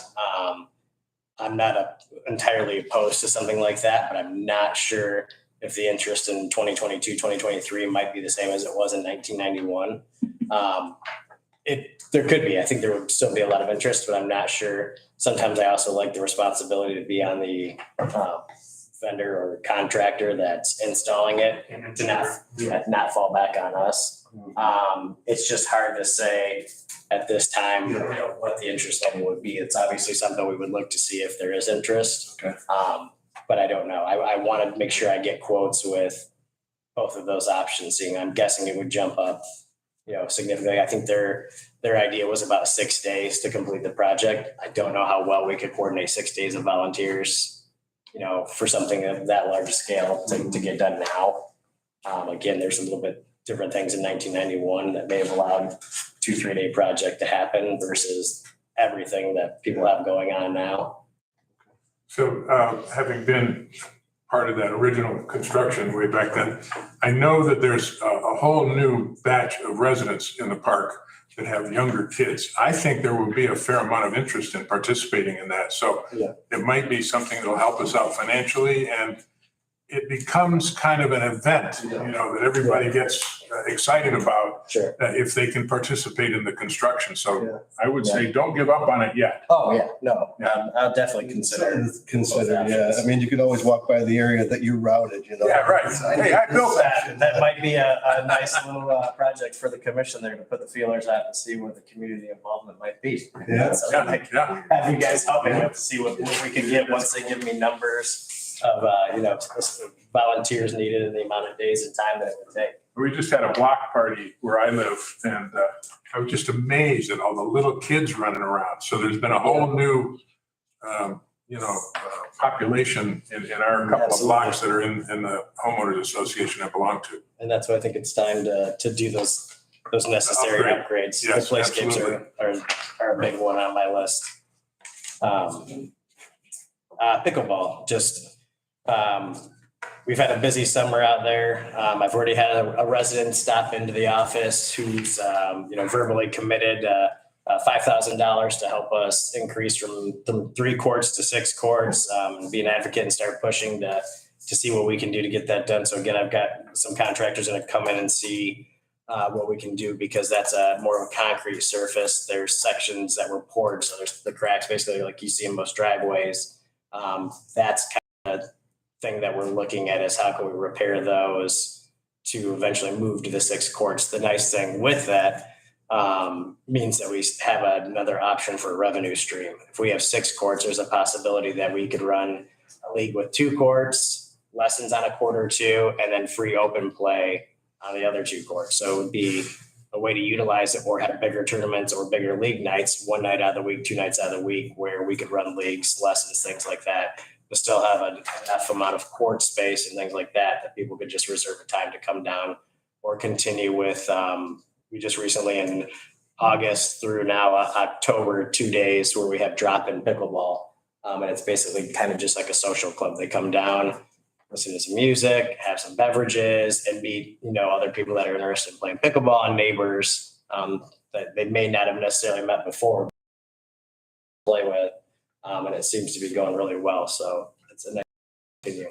Will 6 courts will fit on that same pad? Yep. They could turn the other direction? Nope, they'll still go the same. We already had a local engineer and a resident of Grosse Pointe Park who plays down there quite a bit. Already went down and did all the drawings for us, measured out. That's even including the smaller fences between to keep the ball from rolling onto the court. So again, it was a nice to be able to receive that free of cost from someone who lives here and is very interested in expanding the courts. So that was nice to get. It was really gaining in popularity. Yes, absolutely. And then I'll just lastly touch on the golf clinics. We had Randy Miller, she's a former professional golfer, run some clinics and some lessons and things like that this summer and fall for us. The fall numbers are a little bit lower. Even in the beginning of the summer lessons when there was still some school, a little bit of some questions as to why some of the times were set the way that they are. She also does after school programs, so we couldn't eat into that with having a family of her own and already doing after school programs. She was looking for times that might fit for those who were in pre-K or homeschool or things like that, also adults. So we took some time to work utilizing the putting green, chipping greens anyways, and factor those in. And we've had some numbers, not as large numbers as you would think, but still we're getting activity out on there that we wouldn't normally get. So it's been really. Mandy is a woman. Yep. It's usually about 4 people to a class or semi-private and private lessons. And the same as all of our other programs. We split the fees with her. And it's been nice. It hasn't, made us have to have a lot of staffing or anything like that. We just do some registration. Obviously the putting greens are already there. She's provided all the clubs. If I happen to see any out there, I pick them up for her as well when people are donating them. It seems to have gone well. I didn't get any negative feedback from anybody that participated, and it shows some more people out there utilizing those greens. So it's been nice. And I've already mentioned to her if there's any way I can get her to create our own after school program. I'm happy to have those discussions with her if I can get her to come, work for us a little bit more. So You want more clubs? sure. And then we'll move into gardening. Right now, we're removing all the flowers from the flower pots on Mac, Charlevoix, Kirchville, Jefferson, and both of the parks. getting ready to do the fall decorations there. Again, I touched on it earlier. Straw and corn stalk, things like that are a little bit difficult, so you might not see as much of it. I think we're gonna have enough to be able to decorate the areas we typically do. But, we want to definitely get the focal points. It's something to consider that might be a little bit tough for us to get our hands on. We're also addressing some more of the boardwalk. That's just been a challenge. I've talked with a couple of the commission members about some things we can do. We've got some ideas, especially working with the Beautification Commission and Brian Coulter. We're considering looking at maybe adopting some flower beds, creating some newer flower beds. You can potentially either sponsor it and pay for someone to take care of it for you, or you can sponsor it probably for a different fee and you maintain it yourself for the summer. You might bring on some friendly local competition to see who can kind of outdo the other. And it helps us with something that's been obviously we know a challenge for quite a few years now. We also have Corinne was able to get an assistant, the only staff member she has now, whose primary focus is going to be inside and outside of that. Obviously, it's one person spending a significant amount of time, but something is better than nothing. So we're working to address that as well, especially from previous years of erosion and things like that, how we can kind of get it back to the way that it was. There's some good and bads with that. Certain things we might do, some individuals don't like, other things we do, people will love. So you're going to go back and forth a little bit of, they don't like the tall wild grasses because they can't see off the boardwalk, when they're sitting on the bench. But there's other areas that I think we'll be able to work, and not only going from the boardwalk, but around all the parks in general. Make some changes with and use some more volunteer. We definitely had a handful of residents that helped us out with the flower beds around the gazebo that we just touched up at the concession stand earlier this summer, and they did a wonderful job. So it was nice to have a handful of residents come out and volunteer their time, especially on a weekend, and help make our already beautiful parks even prettier than they already were. So that was nice. And again, if it's not the interest of volunteers to help us out, it would be tougher to get that stuff done.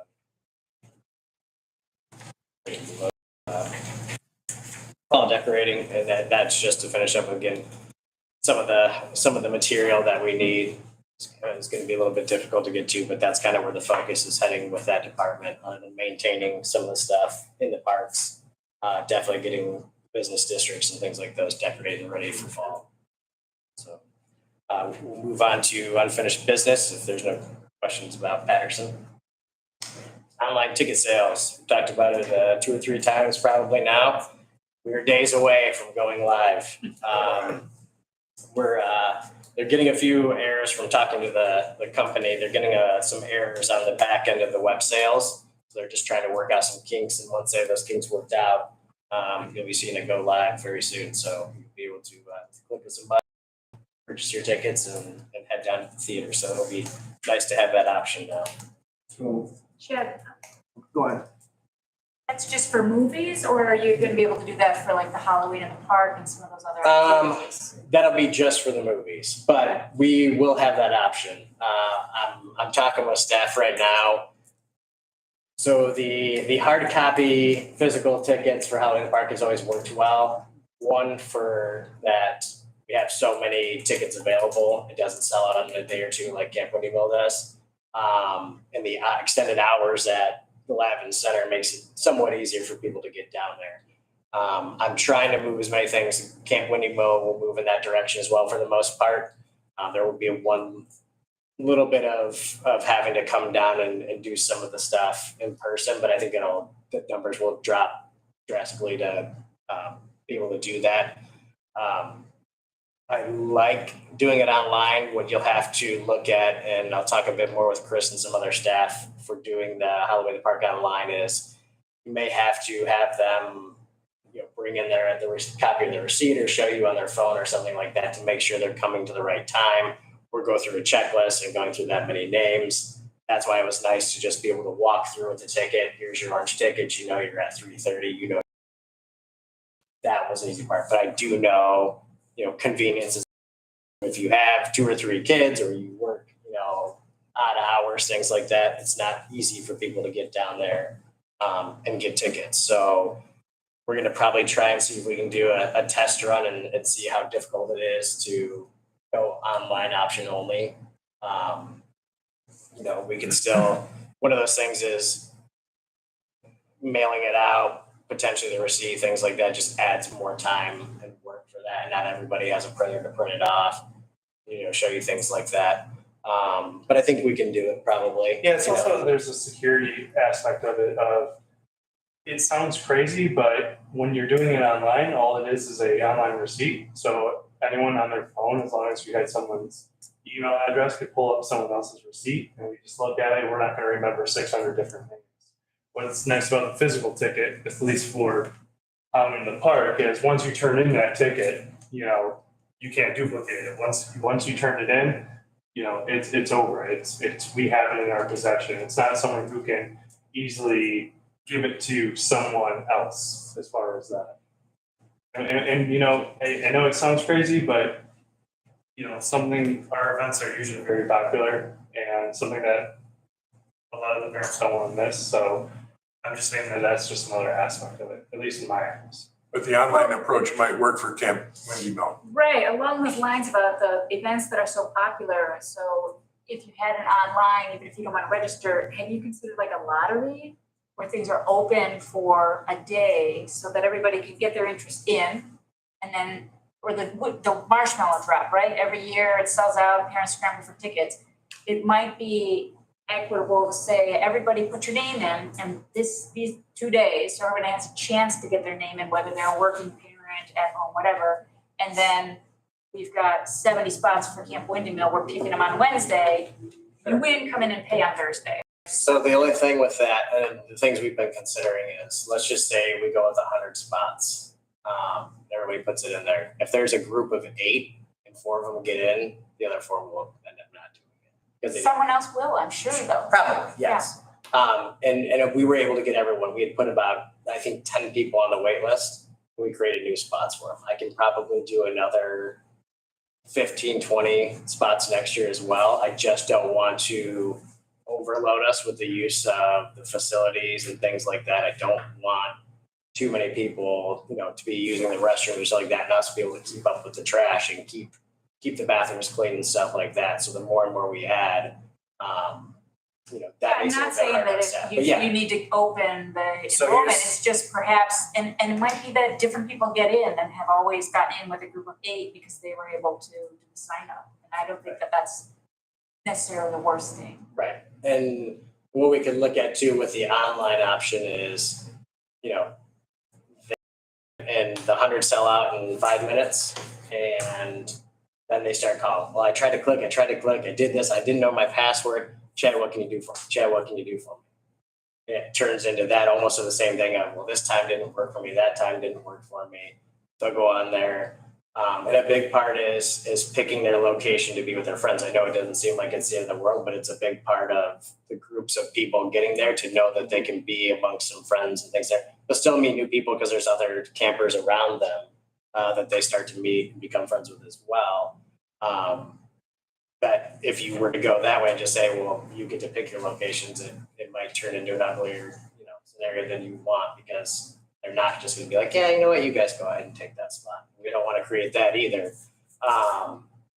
But going through and making it, Camp Windy Mill 1, Camp Windy Mill 2, Camp Windy Mill 3, you can do that. But that would be your other challenge is, well, if 1, 2, 3, and 4 are all by each other, and the Smith family goes for 1, it's taking 2, it's taking, 3 is taking, by the time I got done with it, now there's not even a spot left.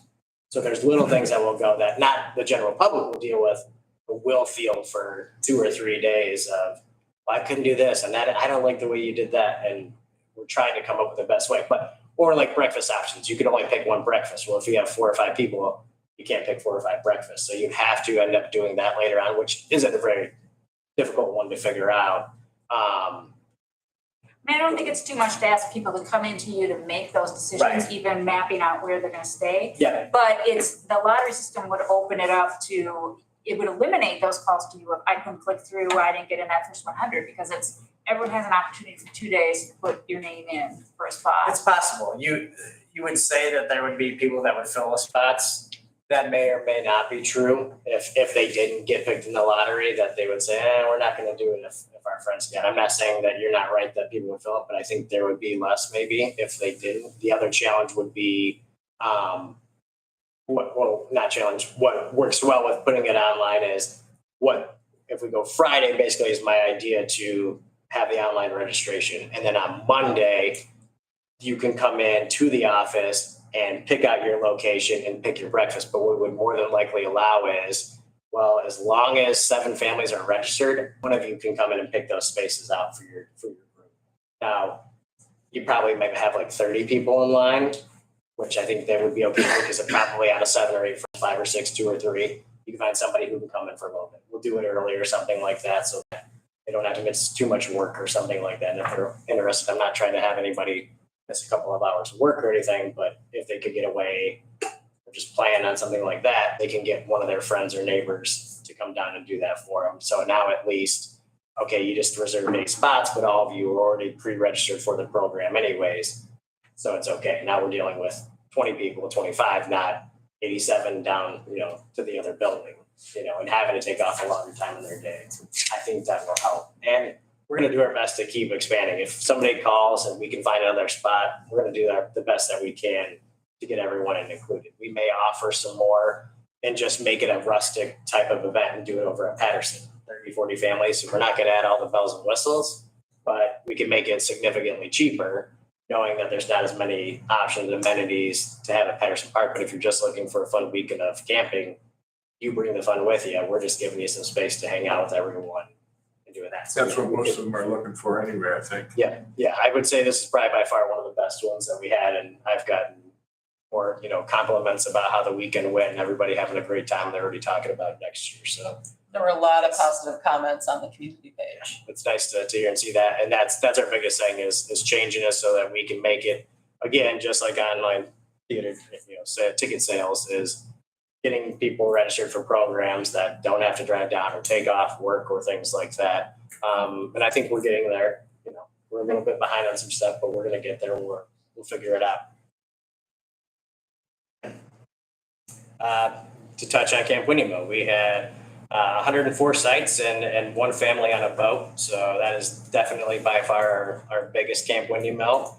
And again, with a little bit smaller staff, I think we all kind of pitched in a hand and did the best that we could with keeping the restrooms clean, giving them enough activities throughout the day to have some fun. So that way moms and dads can have their time to kind of hang out and relax, and keep the kids busy having fun, or give them options to do, some stuff together. So the weather was great. Breakfast went well. We changed it up. This is one of the first years we really saw more of a profit on this program. I know some people have talked about how the price increased, but we throw a lot of stuff out there with having the pool open, with lifeguards, with the inflatables, music, things like that. It was nice to see a little bit of money come in this year, rather than kind of a break even. I don't try to make money on every program that we have, because some I want it to be reasonable. And we already pay enough in other areas that I want to keep it affordable for everyone. This was nice. This one was a huge success, and we're only going to get better next year. We've already been talking. We got 2 or 3 ideas to kind of one up it next year. So I'm excited. And anything with Camp Winnie-Mo, or everybody's good? Okay. All right. I'm going to touch base on the tennis courts. As most of you saw, we redid the tennis courts early this year. There were some delays with material and product. And we did a bit more of a recreational surface to a degree than your normal asphalt type of material. One of the main reasons I went that route was at a financial standpoint of it was cheaper and it came with a 5-year warranty. I was more worried about having a warranty, but still having a good playable surface. Than any contractor I got wouldn't even give me a 1-year warranty for a black type of surface. So that made me nervous, because I knew by the time if it got put in the summer or late fall, we were going to have issues the next year. They pretty much flat out said that there were going to be issues. With having this 5-year warranty, anything that goes wrong, they're coming back out to fix. The problem that we're having right now is there are areas that are seams on the court, and some bubbling in some areas as well. There should be right off the bat, the ball will be a little bit slower than on a normal court. So anybody who is a fairly serious tennis player may not love this surface. I'll be completely honest. But I wanted to look at still offering a safe court, something that we didn't have to worry about. It would also go maybe 10 to 15 years. And a lot of places I talked to, it looks still brand new. As long as you repaint it from time to time, things like that, it's held up really well. And I looked from anywhere from super hot climate type areas to cold, frigid winters like we have, and all of them have enjoyed this. The problem we're running into is there's 3 seams on each side of one court. So you're talking about 6 seams, and then some areas that have started bubbling. So this project is not finished, and it won't be finished, meaning it won't be paid for and things like that until these issues are corrected. I do have a planned meeting with not only the installer, but the manufacturer. So we're going to get these issues right. Again, it may not necessarily be something that everyone loves, but I do know with our tennis instructor, she liked the initial product there, but her problem is the ball takes some funny bounces. It dies in the seam areas, things like that. So when we set that up, she will be there. I will be there. Chris will be there, the manufacturer, the installer, and we're going to get this thing right. And if it's not, then we'll figure that out. But if the project won't be done and this won't be completed until we resolve those issues. What are the factors about not getting a warranty from a more traditional surface? As in why? Why wouldn't anyone do it? Because they just know how the Michigan weather was. They wouldn't give me a 1-year warranty even, just because they couldn't promise that it would hold up over it. I don't know, if it's what our water table is there being that close to it, but they wouldn't give me a guarantee that it was going to hold up to the next year. Okay. So I was trying not to go with a come back out, fill the cracks every year, repaint areas, and I was trying to cut that cost out. At some point, would it make sense to have the courts be somewhere else? It's possible. I have talked with one of our council members about that. I'm not opposed to something like that. Again, it might be one of those things of, in some years, could we, with a capital improvement project or even a foundation match, half and half, relocate them somewhere else? Yeah. Would I love to see some indoor tennis and pickleball courts that we could utilize year round and kind of a membership type of thing? Maybe a bit too much or big of a dream, but I like something like that. It would be nice. One, it might help out with the people around it listening to some of the things, but also a way to keep activities going year round. That could help us out, financially as well. We've discussed that a little bit. But yeah, the relocating of it might be something we can consider as a commission too, of looking long-term or down the road of where might be a spot to relocate these. And we can obviously utilize that space for something else if we need to. That's for sure. One other thought. Yeah. Would it be at all feasible to consider reducing the number of seams or removing the seams altogether? Become seamless. I don't know if we can go seamless because it's like a product that gets rolled out almost like if you were to see a roll of carpet or like padding that would go down, it gets there and then gets stretched out. What I think they might be able to improve on with that is kind of it's almost like a fiberglass type of material that covers that seam so that it kind of meshes together as once with the layers that they put over it. I'm just wondering if we experienced some issues when they installed that they maybe not have did that exactly the way they were supposed to do it. I can't tell that until the finished product is there. I do know that I looked the courts over before they started the work and there weren't any underlying cracks or things like that that would have made an issue before that happened. That's also a big part of it is it's almost like a shield to your underlayer there that is supposed to protect it from cracking or getting water within it and things like that. I liked that idea as well. So we're going to see. I'll obviously keep everybody posted on it.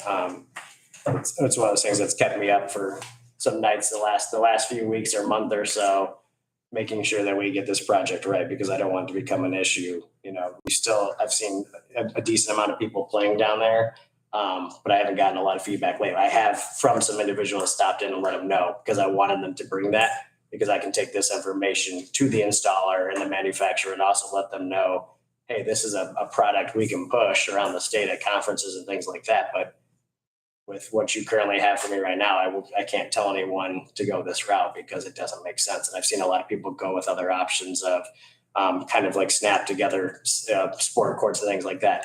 I thought this would be a better alternative than that because that's even worse depending on weather elements, things like that. Easy to make a fix because you snap things in, but I didn't want to go that route. So I'll keep everyone posted, and I have had some individuals stop in and we'll get it ready for the fix. And just to go back again on the reflecting pond, it's basically some issues we're having with the sprayers. Again, we're emptying the pond out. We're gonna dive into that, do some cameras, things like that, find out what our issues are, and hopefully get everything repaired and back to its normal activity. One thing we did, some people. There's no diving in that pond. Into the pit, how about that? Too shallow. But we are gonna look to see what we've got going on with it. Part of the thing was some people complain about the height and strength of the sprayers and things like that were going on. Part of that we actually had to turn down a couple of years ago because people that were walking by there were actually catching rain type mist. So they asked if we could turn them down. So some people want them up, some people want them down. We try to find that happy medium and keep everyone, satisfied with how it is. But there are some issues we got to look into because it's getting there in its years as well. So it needs some maintenance and attention. We'll move on to the dog park. Some more good news with that as well. Pat Deck and the Beautification Commission actually just got us an award for it's Keep Michigan Beautiful. And we received the Michigan Award. There's 3 levels. It's President's Award, Michigan, and Merit. Ours is a second level, and mostly that's done to the size itself of the project. But it was really nice to hear that with that project, we received an award for Keeping Michigan Beautiful. So Who gives that out, Chad? what's that? Who gives out the award? It's an association, Keep Michigan Beautiful.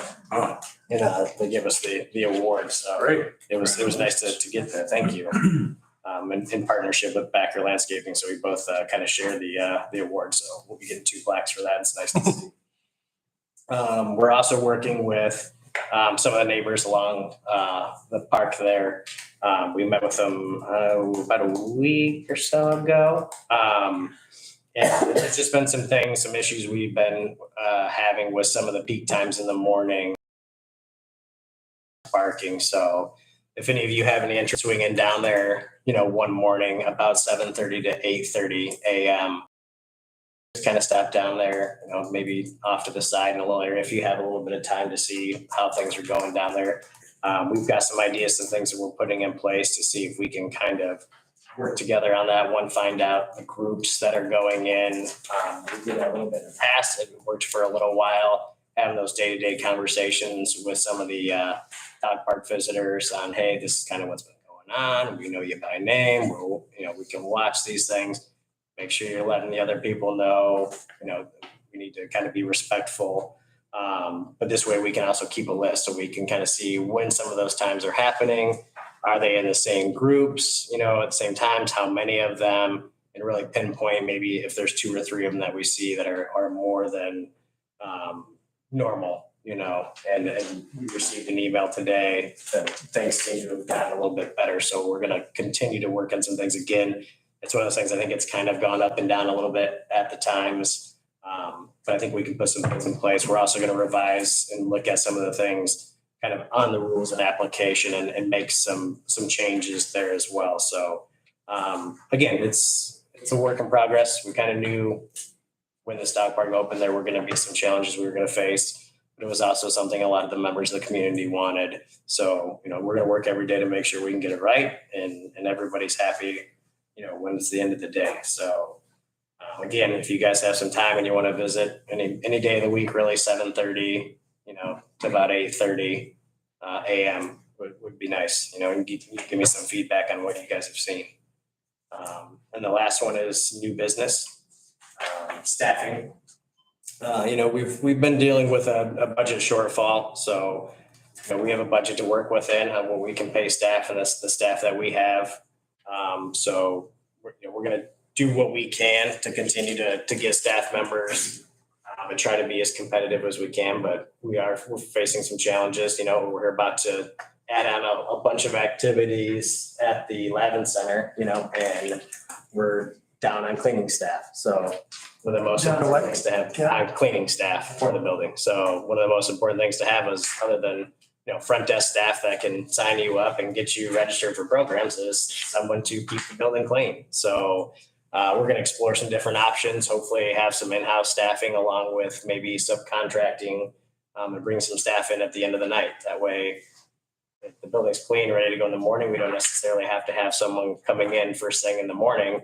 They can more so take care of the building throughout, the middle of the day, have it ready to go for the evening, then have the busy evening activity and bring someone in at the end of the night and have the building ready to go for the next day. So that will also help with the fact if we have 4, 5, 6 programs a day, not a lot of time to fit someone in there to clean, but at the end of the night, there's no one there. So, Are you talking about doing a subcontract deal? and possibility, we're exploring options. We're getting quotes right now to see, what makes financial sense on if we can bring someone in, how many days a week, how many hours, will they, be able to clean in there. It goes to the same thing of the Tompkins Community Center. We've got a lot of companies who will clean it, but they're not going to set it up for us. So that's a big part of the part of the draw is, there's some facilities who basically say this is how the setup is and take it or leave it, where ours is we do our best to cater to the party that's going to be there, and every party is different than the last. So we're constantly setting it up, tearing it down, setting it up, cleaning. And just depending on the staff that you have, not to say they're not doing a great job or working hard, but everyone's a little bit different. Maintenance, type of staff members clean different than someone who is, in the janitorial field. They just don't have someone who's 16, 15 cleans different than somebody who's 50 or 35. It just depends on what background and what interests they have. And that's a challenge that we're facing. So we're doing the best that we can, putting things in places of guidelines and checklists to make sure we're covering what we need to get done. So everything's somewhat of a challenge, but that's kind of what the last couple of years has been. And we found a way to keep getting up and getting things done, and maybe not in the time or fashion that we'd like, but we're getting there. And that's what I want to make sure that I let everybody know here now. The last couple of years, everyone knows has been challenging. And I think this year was the closest we've really gotten back to normal, or the new normal. So give us some time, work with us. We're going to get the parks back to where they were. And beyond that, we just need some time and, a little bit more creativity and maybe, some volunteers and things like that. I don't want to put too much, on requesting that we have volunteers come in. I want our residents and their guests have to come down and enjoy the parks. I don't want you to have to spend a lot of time on a Saturday, helping us, make the parks look beautiful, but it's appreciated when we can put something like that together. And that's why it's something I might talk with you about as a commission of, maybe we can get a couple of volunteer days and bring some people down and really knock some things out that will help us then be able to maintain it a little bit easier throughout the season. So I think that's where we're at for the night. Any other new business from any commission members? I'd like to ask each of you to give some thought as we have a new chair here is there anything we should be changing about the commission structure? Already mentioned perhaps a subcommittee, whether we should have a subcommittee for each of the parks like we do for the marina and have a smaller group that has more of a focus on each of those, whether it's the way we run these meetings. Howard and Paul have seen one now. Everyone else has seen that. Lots of thoughts. I was going to say, I'm sure you can fix everything at once. But please do give some thought and reach out to me. We have a format that has worked. That doesn't mean there aren't better formats and there aren't better ways that we can help Chad and his team with not only our thoughts, but getting the community's involvement, whether it's volunteer day or feedback. So please, if each of the commission members could do that, and if you have thoughts, reach out to me. And we'll do our best to try to get that done structure-wise. Roy. Does everybody have contact information? You're new. And then when I was doing the health survey this past summer, I found a lot of people don't have everybody's contact information. I know we gotta be careful. We can't have meetings, separately, but you can do an individual email to Michael. That's fair. I'll email out the contact list. I mean, I obviously. I've got one, but now we need to update it again. But yeah, Yeah, thank you obviously now have everyone's email, but I'll send out that list of phone numbers if everyone's good with that. I'll send that so you have a way, text, phone calls, emails. Yeah. That'd be good. Absolutely. It's not a problem. Sorry to interrupt. No, thank you. All right, any public comment on non-agenda items? In the back, come on up.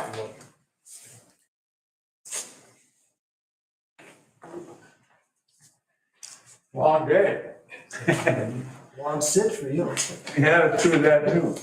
My name's Frank Joyce. I live just down the street here on Lake Point. And I'm one of a group of people who submitted a letter to the commission yesterday morning. I don't know whether it got distributed or not. The issue we were concerned about is that some people noticed that at the After Six event on Kirchville on August 27th, one of the vendors displayed a Confederate flag. And some people in the community, me included, and 17 people signed the letter we sent to you, wondered what are the policies that vendors are made aware of, expected to follow with regard to things that they might display in their booths. And so really we're starting with a question, what is the policy? We've looked at the vendor form online. It doesn't seem to give any guidance on that one way or the other. But we think it's an important issue, and that's why we sent the letter, and that's why I'm here tonight, to make sure you're aware. And we would hope there'd be some consideration of preventing something like this from happening again. So that's our concern. Thank you. Thank you very much. Did everybody, are people aware of it? Did the, No. Only by rumor. I I haven't never seen got the a letter letter, but I heard people talking about it. Who'd you send it? Yeah. we sent it through the portal on the website to the commission. I mean, I have a couple of hard copies here, and we copied the city council as well. Do you have a copy of it? Yeah, sure. I'd like to copy. Chad, can you, I think it's yeah, Chad will send it to the commission members. That'll be fine. Okay, yeah, I didn't bring enough hard copies for everybody. Chad will do it. You know, we could send it so you don't have to print that. Okay. Thank you very much. All right, thank you. Thank you for being patient. Thank you. And I'll be sure to send you an email as well Okay, for that. Yeah. all right. Did you get it, Chad? Did you see it? Yes. And who else has comments? Anyone? Hearing none. Would anyone like to make the final motion? Adjourn. All in favor? Aye. Adjourn. Thank you. I wonder if the screen since it went black. I don't know. So.